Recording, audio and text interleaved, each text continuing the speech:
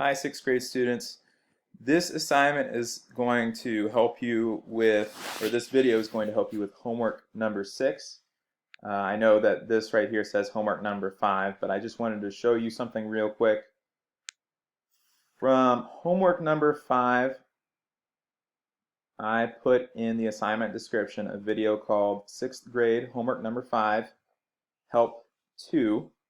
It's the second help video for this assignment. I would recommend that you watch that video before you actually start to do homework assignment number 6. Also, I wanted to show you just 2 quick examples that will help you with homework assignment number 6. So let's talk about the mean real quick. Just a review of what mean is. Mean is, what we do is step 1 is add up all the numbers. Step 2 is divide by how many numbers you have. So for example, if our numbers are 1, 2, 3, 4, and 5, then we add all these up. So 1 plus 2 plus 3 plus 4 plus 5 is 15. 15 divided by, okay, step 2 says divide by how many numbers you have. Well, we have 5 numbers right here. So I'm going to divide by 5. 15 divided by 5 is 3. So my mean in this example is 3. Let's talk a little bit about median. Median is what we call the middle numbers, the middle number in our example. So in this example, well, these are kind of all out of order, so we need to put these numbers in order. So let's see, the smallest one is 11, then 34, then let's see, 40, then 43, then 88. All right, now I need to find the number in the middle.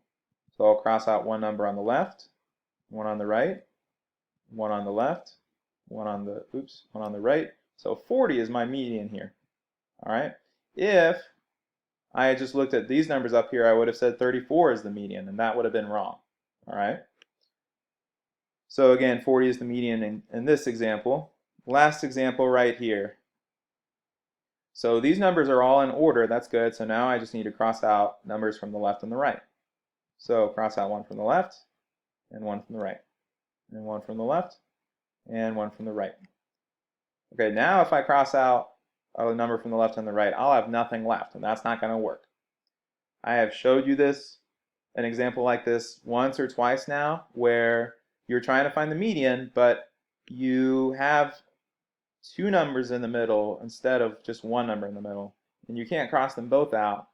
So just another example of this kind of problem.